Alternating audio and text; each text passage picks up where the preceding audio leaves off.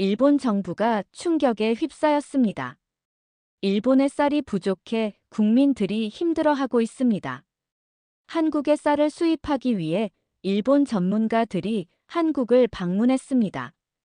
여기서 잠깐 딱 5초만 투자해서 구독과 좋아요를 눌러주시면 영상 제작에 큰 도움이 됩니다. 저는 도쿄에서 온 식문화연구원 다나카 히로시입니다.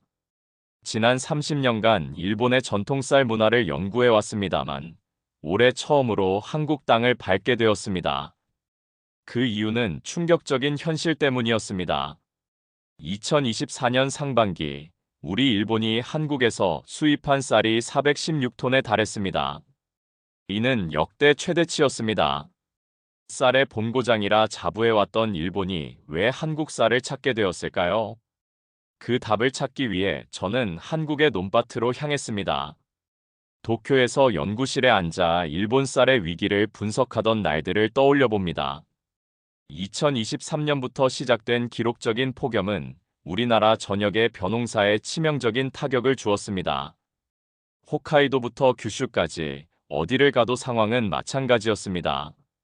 벼가 제대로 익지 못해 품질이 현저히 떨어졌고 그 결과 쌀 가격은 천정부지로 치솟았습니다. 제가 자주 가던 도쿄 시나가와의 슈퍼마켓에서 5kg 쌀 포대의 가격표를 본 순간의 충격을 잊을 수 없습니다. 4만 원을 돌파한 숫자 앞에서 저는 말문이 막혔습니다. 30년 전 제가 처음 쌀 연구를 시작했을 때와 비교하면 거의 3배나 오른 가격이었습니다. 인천공항에서 내려 처음 마주한 한국의 공기는 묘하게 달랐습니다. 습도와 온도, 그 미묘한 차이 속에서 이미 무언가 다른 농업 환경을 직감할 수 있었습니다. 공항에서 시내로 향하는 길, 차창 밖으로 보이는 논밭들이 제 시선을 사로잡았습니다. 8월 말에 한국노는 황금빛으로 물들어 있었고 벼이삭들이 무겁게 고개를 숙이고 있었습니다. 한국 김민수 박사님과 함께 충청남도 아산의 논을 처음 방문했을 때의 충격을 잊을 수 없습니다. 끝없이 펼쳐진 황금빛 들판이 제 시야를 가득 메웠습니다. 일본에서 본 농과는 규모부터가 달랐습니다. 구획 정리가 완벽하게 되어 있었고 농로도 잘 정비되어 있었습니다. 일본과 위도가 비슷한데도 이렇게 다를 수가 있나요? 김 박사님께서 웃으시며 설명해 주셨습니다. 한국의 기후는 몬순의 영향으로 여름철 강수량이 풍부하고 낮과 밤의 온도차가 커서 쌀알이 더욱 단단하고 찰지게 익습니다. 특히 충청도 지역은 토양의 점토 성분이 적절해서 쌀의 식감이 뛰어나죠. 김 박사님은 토양 샘플을 손에 쥐고 저에게 보여주셨습니다. 이 흙을 보세요. 유기물 함량이 높고 배수가 잘 되면서도 보수력이 뛰어납니다. 조상들이 수백 년 동안 논을 관리하면서 만들어낸 최적의 토양 조건이에요. 저는 일본에서 2023년부터 지속된 기록적인 폭염으로 벼가 제대로 익지 못하는 모습을 직접 목격해왔습니다. 니가타현의 유명한 고시이카리 산지를 방문했을 때 농부들의 절망적인 표정을 잊을 수 없습니다. 40도를 넘는 온도가 계속되니 벼가 익기 전에 말라버려요라고 하시던 사토 할아버지의 말씀이 아직도 귓가에 맴돕니다. 품질 저하로 인해 일본 쌀 가격이 5kg당 4만 원을 돌파하는 상황까지 이르렀습니다. 반면 한국의 논에서는 탐스럽고 건강한 벼가 바람에 물결치고 있었습니다. 같은 시기, 같은 기후 조건 하에서도 이렇게 다른 결과가 나올 수 있다는 사실이 놀라웠습니다. 한국 쌀농업의 역사를 조사하면서 더욱 놀랐습니다. 1970년대 통일벼 개발을 시작으로 지속적인 품종 개량과 과학적 재배법 도입으로 수확량과 품질을 동시에 향상시켜 왔다는 사실을 알게 되었습니다. 김 박사님께서 보여주신 자료에 따르면 1970년대 헥타르당 3.5톤이던 수확량이 현재는 6.5톤까지 늘어났다고 합니다. 새마을 운동 시기에 농업 기반 시설을 대대적으로 정비했고 1980년대부터는 품종 개량에 본격적으로 투자했습니다. 그 결과가 지금의 한국 쌀입니다. 김 박사님의 설명을 들으며 저는 한국 농업 발전의 체계적인 접근 방식에 감탄했습니다. 단순히 전통만 고집하는 것이 아니라 과학적 연구와 기술 개발을 통해 농업을 산업화시킨 것이었습니다. 아산의 이정호 농부님을 만났을 때 처음에는 일본인인 제게 다소 경계심을 보이셨습니다. 역사적 배경을 고려할 때 당연한 반응이었습니다. 60대 후반의 이 농부님은 젊은 시절 일본 문화의 영향을 받으며 자랐지만 동시에 우리나라의 식민지 역사도 잘 알고 계셨습니다. 일본에서 왜 우리 쌀을 사가는지 궁금해서 왔습니다. 이 농부님께서는 잠시 말없이 저를 바라보시더니 논뚝으로 저를 안내하셨습니다. 걸음걸음마다 그분의 마음속 복잡한 감정이 느껴졌습니다. 젊었을 때는 일본 쌀이 최고라고 생각했습니다. 고시이카리, 사사니시키 같은 품종 이름도 다 외우고 살았죠. 하지만 이제는 다르죠. 우리 쌀이 더 맛있고 영양가도 높다는 걸 알게 되었어요. 논두렁에 앉아 이야기를 나누는 동안 이농부님의 목소리에는 자부심과 함께 묘한 서운함이 섞여 있었습니다. 40년 넘게 농사 지으면서 우리 쌀이 일본 쌀보다 못하다고 생각하며 살았어요. 그런데 이제 와서 일본에서 우리 쌀을 사간다니 기분이 복잡합니다. 저는 솔직히 인정하기 어려웠습니다. 일본인으로서의 자존심 때문이었을지도 모릅니다. 어린 시절부터 일본 쌀의 우수성에 대해 교육받으며 자란 저에게 한국 쌀이 더 뛰어나다는 말은 받아들이기 힘든 현실이었습니다. 하지만 실제로 갓 지은 한국 쌀밥을 맛보는 순간 제 고정관념이 흔들리기 시작했습니다. 쌀알 하나하나가 투명하고 윤이 났으며 씹을 때마다 달콤한 맛이 입안에 퍼졌습니다. 일본 쌀과는 확실히 다른 식감과 향이었습니다. 더욱 찰지고 구수한 맛이 났고 삼킨 후에도 입안에 은은한 단맛이 남았습니다. 이게 정말 한국 쌀인가요? 제 질문에 이농부님께서 자랑스럽게 대답하셨습니다. 우리가 직접 기른 추청벼입니다. 일본 품종을 개량한 거죠. 한국 땅과 기후에 맞게 50년 동안 연구해서 만든 우리만의 쌀이에요. 그날 밤 농부님 댁에서 하룻밤을 보내며 더 많은 이야기를 들었습니다. 1970년대 새마을 운동 시절의 어려움, 1980년대 농업 기계화 과정에서의 시행착오, 1990년대 쌀 개방에 대한 두려움, 그리고 2000년대 들어 시작된 품질 향상 노력까지 한국 농업 현대화의 생생한 역사를 직접 체험하신 분의 이야기였습니다. 처음에는 일본 기술을 배우려고 했어요. 하지만 우리 땅에는 우리만의 방법이 필요하다는 걸 깨달았죠. 그래서 우리만의 기술을 개발한 겁니다. 이농부님의 아들 이준호 씨는 농업대학을 졸업하고 최신 스마트팜 기술을 도입한 젊은 농부였습니다. 30대 중반의 그는 아버지와는 다른 방식으로 농업에 접근하고 있었습니다. 그는 저에게 한국 농업의 현재를 보여주었습니다. 드론으로 논 상태를 실시간 모니터링하고 토양 센서로 수분과 영양분을 정확히 관리합니다. 예전처럼 경험만으로 농사 짓는 시대는 지났어요. 준호 씨가 보여준 스마트폰 앱 화면에는 놀라운 정보들이 실시간으로 업데이트되고 있었습니다. 토양 온도, 습도, pH 수치, 질소 함량까지 모든 데이터가 한눈에 들어왔습니다. 일본에서도 이런 기술을 도입하려고 시도했지만 고령화된 농촌 인구와 높은 도입 비용 때문에 쉽지 않았습니다. 첨단 기술과 전통 농법이 조화를 이룬 한국 농업의 모습에 저는 깊은 감명을 받았습니다. 준호 씨는 드론으로 수집한 데이터를 분석해서 비료를 뿌리는 위치와 양을 정확히 계산했고 물 관리도 센서 데이터를 바탕으로 자동화했습니다. 하지만 동시에 아버지에게서 배운 전통적인 관찰법도 놓치지 않았습니다. 데이터만으로는 부족해요. 벼의 색깔, 잎의 상태, 바람의 방향까지 모든 걸 종합해서 판단해야 합니다. 이건 아버지에게서 배운 거죠. 준호 씨가 보여준 수확량 데이터는 더욱 놀라웠습니다. 헥타르당 평균 6.5톤의 수확량은 일본의 평균을 크게 웃돌았습니다. 더욱 놀라운 것은 품질까지 향상되었다는 점이었습니다. 단백질 함량, 아밀로스 함량, 식미치 모든 면에서 일본 고급 쌀과 비교해도 뒤지지 않는 수준이었습니다. 아버지 세대가 땀으로 일군 기반 위에 우리가 과학을 더한 결과입니다. 그 순간 저는 깨달았습니다. 한국 농업의 성공은 하룻밤에 이루어진 것이 아니라 수십 년간 쌓아온 노력과 혁신의 결과라는 것을 말입니다. 세대 간의 지식 전수와 새로운 기술의 도입이 완벽하게 조화를 이룬 결과였습니다. 준호 씨는 저를 농업기술센터로 안내했습니다. 그곳에서 만난 연구원들은 차세대 쌀 품종 개발에 몰두하고 있었습니다. 기후 변화에 대응할 수 있는 내열성 품종, 영양가가 더욱 향상된 기능성, 쌀 수확량이 더 많은 다수성 품종까지 다양한 연구가 진행 중입니다라고 박 연구사님께서 설명해 주셨습니다. 연구실에서 본 새로운 품종들은 정말 인상적이었습니다. 일반 쌀보다 20% 많은 단백질을 함유한 품종, 베타카로틴이 풍부한 황금쌀, 당뇨 환자도 안심하고 먹을 수 있는 저지아이 쌀까지.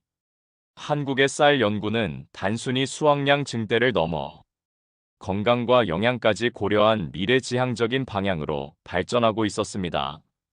수확철을 맞아 이정호 농부님 가족과 함께 벼베기에 참여했습니다. 기계가 주를 이루는 현대 농업이지만 여전히 손으로 직접 확인하고 관리하는 부분들이 많았습니다. 새벽 5시부터 시작된 수확 작업에 저도 함께 참여했습니다. 콤바인이 논을 가로지르며 황금빛 벼를 베어들이는 모습은 장관이었습니다. 기계에서 나오는 쌀알들을 손으로 만져보니 통통하고 윤기가 흘렀습니다. 일본에서 본 올해 수확한 쌀과는 확연히 다른 품질이었습니다. 일본 분이 우리 논에서 일해주시다니 고맙습니다. 이 농부님의 말씀에 저는 부끄러움을 느꼈습니다. 처음에 품었던 편견과 우월감이 얼마나 부질없었는지 깨달았습니다. 저는 단순히 관찰자가 아니라 함께 땀을 흘리는 일꾼이 되어 있었습니다. 점심시간에 논둑에서 함께 먹은 김밥과 갓 지은 쌀밥의 맛은 지금도 잊을 수 없습니다. 햇볕 아래서 흘린 땀방울과 함께 먹은 그 밥은 제가 일본에서 먹어본 어떤 고급 쌀밥보다도 맛있었습니다. 농부님의 부인이 직접 담근 김치와 된장찌개까지 더해지니 완벽한 한 끼 식사였습니다. 일본에 수출하는 쌀도 이렇게 정성스럽게 기르시나요? 제 질문에 이 농부님께서 단호히 대답하셨습니다. 당연하죠. 우리가 먹는 쌀이나 수출하는 쌀이나 똑같습니다. 차별하지 않아요. 좋은 쌀을 만드는 게 농부의 자부심이니까요. 그 순간 저는 한국 농부들의 진정성을 느꼈습니다. 단순히 돈을 벌기 위해서가 아니라 농부로서의 자긍심과 책임감으로 최선을 다하고 있었습니다. 오후에는 쌀 가공 공장을 방문했습니다. 수확한 벼가 현대적인 시설에서 도정되는 과정을 지켜봤습니다. 이물질 제거, 색깔 선별, 크기 분류까지 모든 과정이 자동화되어 있었지만 마지막에는 반드시 사람이 직접 검수했습니다. 기계가 놓친 부분까지 사람 눈으로 확인해야 진짜 좋은 쌀이 됩니다라고 공장장님께서 말씀하셨습니다. 일본으로 수출되는 쌀은 더욱 엄격한 기준으로 검수된다고 했습니다. 저녁 무렵 쌀 포장 작업을 지켜보며 한 가지 인상적인 장면을 목격했습니다. 일본 수출용 쌀 포대에 정성으로 기른 한국 쌀이라는 한글과 일본어가 함께 적혀 있었습니다. 단순히 상품이 아니라 문화를 전달하는 매개체 역할을 하고 있다는 것을 느꼈습니다. 마지막 날, 이정호 농부님께서 말씀하신 것이 제 마음 깊이 새겨졌습니다. 어려울 때 같이 도와서 살아야 합니다. 일본이 쌀이 부족하면 우리가 도와야죠. 과거에 어떤 일이 있었든 지금은 이웃나라 아닙니까? 그분의 말씀을 들으며 저는 진정한 문화 교류의 의미를 깨달았습니다. 경쟁이 아닌 상생, 차별이 아닌 협력의 가치를 한국의 논밭에서 배웠습니다. 한국 농부들의 마음속에는 과거의 상처보다 미래를 향한 희망이 더 크게 자리 잡고 있었습니다. 농부님께서는 제게 한 포대의 쌀을 선물로 주시며 말씀하셨습니다. 일본에 돌아가서 우리 쌀로 밥을 지어 드세요. 그리고 일본 사람들에게 알려주세요. 한국 농부들이 얼마나 정성스럽게 쌀을 기르는지 말입니다. 한국에서의 일주일이 제게 준 깨달음은 단순히 쌀에 관한 것만이 아니었습니다. 한 민족이 자신의 전통을 지키면서도 혁신을 통해 발전해 나가는 모습, 그리고 과거의 아픔을 넘어 미래를 향해 손을 내미는 넓은 마음을 보았습니다. 돌아가는 길에 들른 한국농업박물관에서 본 전시물들은 더욱 감동적이었습니다. 조선시대 농서부터 현대의 스마트팜까지 한국 농업의 발전사가 한눈에 들어왔습니다. 특히 일제강점기 동안에도 우수한 품종을 지키기 위해 노력했던 선조들의 이야기는 가슴 깊이 와닿았습니다. 현재 일본 전역의 레스토랑과 가정에서 한국 쌀이 사랑받고 있습니다. 도쿄 긴자의 유명 초밥집 야마다 사장님도 한국 쌀로 만든 초밥이 더 맛있다. 쌀알이 단단해서 회와 잘 어울린다며 극찬을 아끼지 않습니다. 오사카의 한 고급 일본 요리점에서는 아예 한국 쌀을 메인으로 내세운 코스 요리를 선보이고 있습니다. 일본 농림수산성의 통계에 따르면 한국산 쌀에 대한 만족도가 95%를 넘는다고 합니다. 가격 대비 품질이 뛰어나다는 평가가 대부분입니다. 특히 젊은 주부들 사이에서는 한국 쌀이 더 찰지고 맛있다는 입소문이 퍼지고 있습니다. 이제 저는 확신합니다. 한국 쌀의 성공은 우연이 아니라 필연이었습니다. 끊임없는 연구개발, 농부들의 정성, 그리고 무엇보다 이웃에 대한 따뜻한 마음이 만들어낸 결과였습니다. 기후변화라는 위기 속에서도 한국 농업이 더욱 발전할 수 있었던 것은 위기를 기회로 바꾸는 한국인들의 저력 때문이었습니다. 한국농업과학기술원에서 만난 젊은 연구원들의 열정도 인상적이었습니다. 2030년까지 헥타르당 8톤 수확을 목표로 연구하고 있습니다. 동시에 탄소 발자국을 50% 줄이는 친환경 농법도 개발하고 있어요라고 김 연구원님께서 자신감 있게 말씀하셨습니다. 앞으로 한일 양국의 농업 교류가 더욱 활발해지기를 희망합니다. 경쟁에서 협력으로, 대립에서 상생으로 나아가는 그날까지 저는 두 나라를 잇는 다리 역할을 하겠습니다. 제가 할 수 있는 일은 한국 쌀의 우수성을 일본에 정확히 알리는 것입니다. 귀국 후 저는 도쿄대학교에서 한국 쌀농업의 혁신과 미래라는 주제로 강연을 했습니다. 200여 명의 청중이 몰린 강연장에서 한국 농업의 발전상을 소개했을 때 많은 사람들이 놀라워했습니다. 정말 그런 기술이 있는 겁니까? 라는 질문을 받을 때마다 저는 자신 있게 답했습니다. 직접 가서 보시면 더욱 놀라실 겁니다. 귀국하는 비행기 안에서 한국에서 선물로 받은 쌀포대를 바라보며 생각했습니다. 이 작은 쌀알 하나하나에는 한국 농부들의 땀과 정성, 그리고 이웃을 향한 따뜻한 마음이 담겨 있다는 것을 말입니다. 그 마음이 일본 사람들의 식탁까지 전해지고 있습니다. 한국의 쌀농업이 세계에 보여준 것은 단순히 기술의 승리가 아닙니다. 전통과 혁신의 조화, 그리고 인간적인 따뜻함이 만들어낸 진정한 문화의 힘이었습니다. 위기를 기회로 바꾸는 불굴의 정신, 끊임없는 연구개발에 대한 투자, 그리고 무엇보다 이웃과 함께 살아가려는 따뜻한 마음이 한국 쌀의 기적을 만들어낸 것입니다.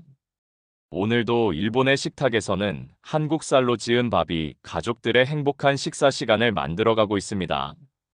도쿄의 한 가정집에서는 할머니가 손자에게 이 밥은 한국에서 온 거야. 한국 농부 아저씨가 정성스럽게 기른 쌀이지라고 말해주고 있습니다. 그 모습을 보며 저는 깨닫습니다. 진정한 문화 교류는 서로의 다름을 인정하고 존중할 때 시작된다는 것을 말입니다. 한국 쌀의 기적은 계속됩니다. 그리고 그 기적 속에는 두 나라 사람들의 마음을 하나로 잇는 따뜻한 힘이 숨어 있습니다. 저는 이제 한국 쌀의 전도사가 되어 일본에 전파하고 싶습니다.